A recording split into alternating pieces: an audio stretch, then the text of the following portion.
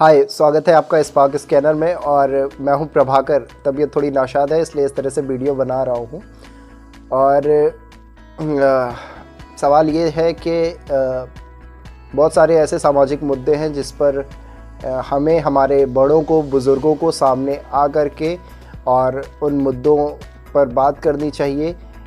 जो सवाल पूछे जाते हैं उनके जवाब देने चाहिए, और अगर वो ऐसा नहीं करते हैं तो बहुत तकलीफ़ के साथ कह रहा हूँ कि उनके साथ भी फिर वही होना चाहिए, वो डिज़र्व करते हैं।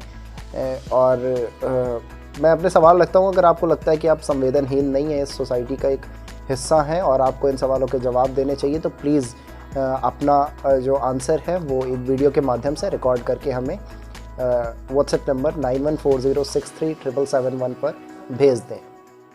तो मेरा पहला सवाल है कि समाज जिन कुरीतियों से घायल है उनमें दहेज प्रथा प्रमुख है, और सामने आकर के दहेज प्रथा के खिलाफ समाज का कोई भी बुद्धिजीवी बोलने के लिए आज के समय में तैयार नहीं है। अगर कुछ एक आध लोग कोशिश भी करते हैं तो उनका कोई मतलब नहीं होता, उन्हें ये कहकर चुप करा दिया जाता है कि ये सिर्फ आपका ही मुद्दा नहीं है।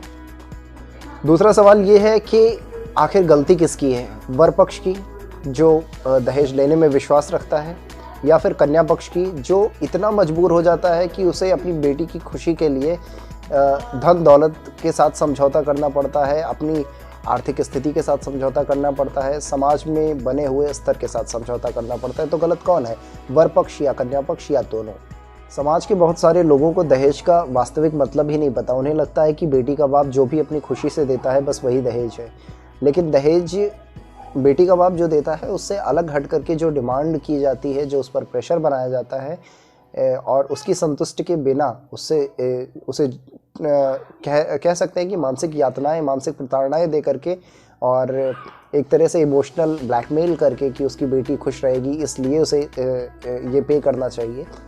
तो अगर कोई बुद्धिजीवी ऐसा है, कोई एक ऐसा इंसान है जो इस तरह की सोच रखता है, तो ऐसे लोगों के लिए क्या संदेश होना चाहिए?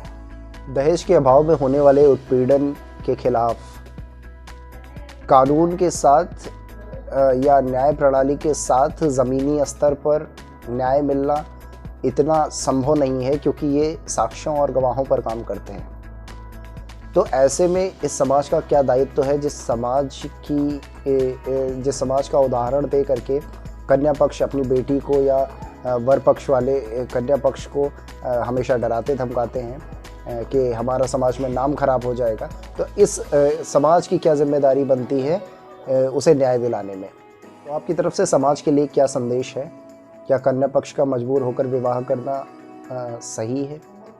और इसके अलावा आप क्या सोचते हैं और आपकी क्या राय है? हमें अपना एक वीडियो क्लिप बना करके आंसर्स के साथ हमारे व्हाट्सएप नंबर 9140637771 पर भेज दें।